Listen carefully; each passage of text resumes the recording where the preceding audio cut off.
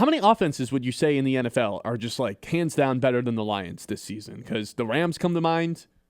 I mean, look, if we're just doing this season, Sure. are we tossing the Indianapolis Colts out there? We'd have to. We'd have to. It'd be the Rams, the Colts. I don't think I'm willing to say Philly. No, Philly's offense just stinks. How about Seattle? I probably would have said them before yesterday, but then Sam Darnold, the turnover-worthy play percentage that leads the NFL, came into full effect when he threw 4 picks. So I think I'll pass on them. There's a debate there. There's a debate for them. Look, I guess my point is they're not like right. They're not the far and away anymore. a top 3, top 5. Like they might still be top 5, but it's close. That was their superpower the last few years, though. That's not the case anymore. They're a good offense. They don't seem like a Super Bowl like this. They're not the juggernauts that they were last year. Here's the thing, though. Like if this offense just goes out and puts up 40 next week against the Giants, like what do we do then? You know, this is my issue with kind of how we view this Lions team versus last year's team. Is there was very clear indicative wins over the top teams in the NFL on last year's schedule. And this year, like, I just hate to be the guy that's like, I don't really, they blow out the Giants. Like, of course we have to feel good about that because it's a nice bounce-back game against them. But it's like, if that happens, I'm not going to sit here and change everything that I thought about this Philly game. I'm not going to forget about it. Like, if this was college football and we were doing resume, the Lions, I don't know. Right. Do they have a top 10 resume? Maybe. I mean, the wins against the Bucks. By the end of the season, against the Ravens. Yeah, like the Bucks and Ravens wins are good. I'm not like trying to diminish those. They are for sure good wins. But the Ravens, we know kind of how they've looked the entire season. With or without Lamar Jackson, that team really just isn't great. No. And then the Buccaneers, ever since that Lions game, 1, have started to play worse, and 2, let's not act like the Lions offense was all fine and dandy in that game either. True. That was a defensive win from Detroit, and the defense was on display again yesterday against Philly. Like, is it official that the defense has passed the offense? I don't think that's crazy to say anymore because we've been floating that around since like before the season even started. Right. That this was a possibility, or at least like this was going to be a like pretty even group. Like, hey, both top 10 units. Offense takes a little bit of a step back. Defense significantly better with Hutchinson and all their guys healthy. I don't think it's all that crazy to just like right now in this moment say that the defense is the more dependable unit than the offense. I mean, at least it has been for a few weeks now. Right. It totally has been. I mean, and then it had the offense has the games that keeps them afloat stats-wise against the Commanders and against the Bengals. You know, like that's my issue with the Lions team right now is like if you just look at the numbers as a whole, you think, yeah, this offense is still just as good as the defense, but in the games that it matters, it is not. Next week, I feel like they're going to be able to run over Philly or run over New York, and it's going to be like, oh, see, the run game is fine, but they couldn't run the ball again yesterday. Like Gibbs had this incredible game where there's like 4 different plays from last night where you can just turn on the highlights and you're just like, oh my God, like, is this the best player in the NFL? And like, I don't think it's the wrong reaction to have, but he couldn't actually get going on the ground, it felt like, at all. Right, the wide zone stuff seemed to be working at least solidly, but anything that was between the tackles was just never... I mean, he had less than 40 yards. Right, there was never a chance. 3.3 yards per rush. Like, it's just not good. One rush of over 11 yards. Like, all of the Lions' offensive numbers, at least for rushing, they all are dependent on the explosive play. And if it wasn't for the few explosive plays that they had, this would be a very well below average rushing group this season. And once again, like, I understand that we can do it's against Philly. It's against the best defense in the league. I agree. Like, it is. It is, totally. But if it's not the best defense in the league, it's the best defensive front in the league. Right. It for sure is the best defensive front in the league, yes. And so, yeah, if you want to take that perspective, like, oh, they'll be fine, they'll bounce back against the Giants. That's great and everything, but you're going to have to play the Eagles. Like, every Lions fan views this Lions team as more than just a playoff team, right? We've passed that point. The Lions have expectations to go to a Super Bowl. Yeah. Whether or not you think they are a true contender or not, there's at least expectations for that. And so when you don't show up to play and you don't play well what you usually do against the teams you're going to have to play in the playoffs, you're going to feel a certain type of way. 6-4, 3-3 in the conference. That's kind of the scary part about it because you're not going to have the tiebreaker over San Fran, I'd imagine. It's going to be tough for you to get the tiebreaker over Philly at this point. 1-2 in the division, too. Yeah. You're not catching Philly again. You are... the 1 seed's gone. The 1 seed's gone. 1 seed's gone. I don't think you're passing Seattle in the wild card either. You don't think there's a possibility, right? I mean, right now, they're out of the playoffs. I know. I agree. I don't think there's a possibility. But like, it would take a I lot don't to think go wrong. there is either. But you start looking around, and it's like San Fran's got the easy schedule in the NFL left. Like the Bears somehow keep. You got to winning win the games. division. I think you're right. And here's the thing: the Bears' remaining schedule. Like I was gonna sell Bear stock again, but I've done it so many times that I'm just not going to because, like we said it last week, at some point you just do win these close games, and that they're the team this year. There's a team every year like that. However, the Bears' remaining schedule is really tough. Yeah. The Bears will fall out of first place. Like I still think it's Packers or Lions to win the division. That and might that's be what makes Thanksgiving game Yes. truly like insane.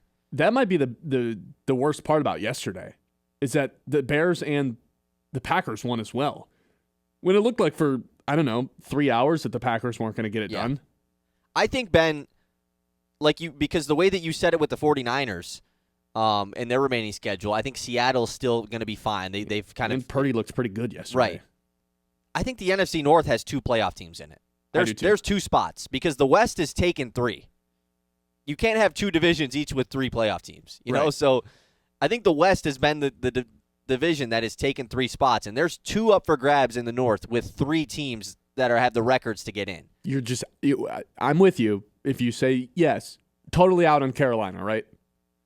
Just completely out on Carolina. Carolina's out of a playoff spot right now. I know, and they're but playing good. What So are they, yes, 6 of course. They're 6-4 too. 6-5. 6-5. So they have their bye still. We're out on them, right? Let's just double check their schedule, unless it's some cake schedule. No, they go Niners, Rams the next 2 weeks. Yeah, they're done. They still have to play the Bucks twice and Seattle. Okay. Yeah, I mean they're for sure done. Okay. They're about to go 1-6 the remaining games. It's a miracle that they're even 6-5. It's honestly cute. Their defense it's is really solid. funny. Their defense is solid, but I'm so sick of Bryce Young's garbage. Like, why do I have to watch this every single week? So yeah, I'm out on them. I think Dallas still is technically alive if they win tonight. Yeah, they're frisky. And Minnesota, with their schedule and like the opportunity that they have, they're not out of it. Well, I'm just saying, like, have you watched 9 play? If you watch 9 play I football, wish I haven't watched 9 play, man. I wish I haven't watched that guy play. I think he's the worst quarterback in the league right now. Not to say he will be and he can never start again, but like Jameis Winston just was better than him. Worst in the league, man. Since he's come back, yes. There's some bad quarterbacks. Although Shador looked pretty awful last night. Cam Ward continues. He wasn't that bad yesterday. I'm not going to lie. You'll be proud of me. I didn't watch a single snap of the Titans-Texans game. I have no idea what happened. Cam Ward brought the Titans back. Like, they had a chance to actually upset Houston. Did they? I only caught the 4th quarter. That was all that I caught. I had Woody Marks in fantasy, so I was kind of eyeing that down pretty tight. But anyways, back to the playoff picture thing. I think that, like we discussed, it comes down to 2 teams from the North make it, and I think it's just easy to be like, well, the Bears will choke and they'll not make it, right? It's easy to say that. Giving themselves a pretty good cushion. Like we've continued to harp on, though, at some point the whole like, oh, they're due to lose games because they just win all these tight games. Are they? Or do they just win the close games? My biggest gripe with them, I mean, you talked about it with the Lions, like, hey, what contenders have they beat? What playoff teams have the Bears beat? Their best win is Dallas without CeeDee Lamb, or who gets hurt in the middle of it, which is probably worse than just playing them without him. Yeah, I mean, that's literally their only. And Minnesota. Like, those are their 2 big wins. They have 1 win. They have. Can you beat like a halfway decent team before I believe in you? The Bears have 0 wins against above 500 teams. That's what I'm saying. Like, I'm not trying to discredit everything that the Bears have done, but it's not a great 7-3 team. Agreed. At some point, though, they are up a game in the standings, and the Lions probably have just as tough of a rest of season schedule as them. Sure. Like the Eagles, I mean, the Bears do have it tough. They still have to play the Eagles, Niners, Packers twice. Like, they for sure have it tough. Maybe the Bears are just the best. They're the best bad team in the NFL. Sure. That's waltzed their way into this record. And I think that Pittsburgh kind of in that group too. Yes, that's a good point. I think the best way to look at it for the Lions' perspective of, okay, well, if only 2 teams are making it, win the division. That has to be the goal. Don't allow this wild card race to come down to the wire where it's like all of a sudden the Bears and the Lions are playing for the final spot in the playoffs week 18. Like, let's not have that. Because there's also a chance if you don't end up winning the division, you're probably a 6 or 7 seed. Sorry, I've been gone for a while. It's been a while since I've gotten to do that.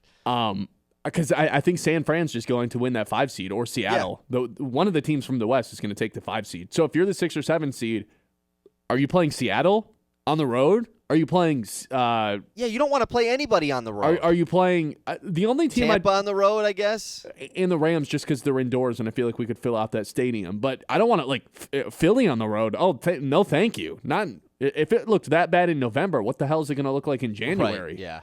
I'm good on Seattle on the road. All of a sudden, this division going back to back in the North, I think matters right now more than it ever has at this point, at any point this season. They got to go claim another North title to get a home playoff game. That's what makes that Thanksgiving game. I mean, I hate to skip over the Giants game because it's Wait, big. Are we deeming it is it a must-win game? It's a must-win. They have to win this game, I think it man. has to be a must-win They have to win this game, yes. As much as we joke about the must-win game, and it's one of our best bits, I think after last night's loss, the Packers game has now become a must-win. Having a must-win game when you're with the fam is just the worst thing ever, man.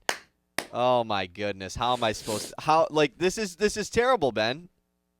Do I skip my family Thanksgiving? Yeah. Do you want to just barricade ourselves in one of our places? Let's just watch it here. Let's just show up here. Let's live stream in here from the studio.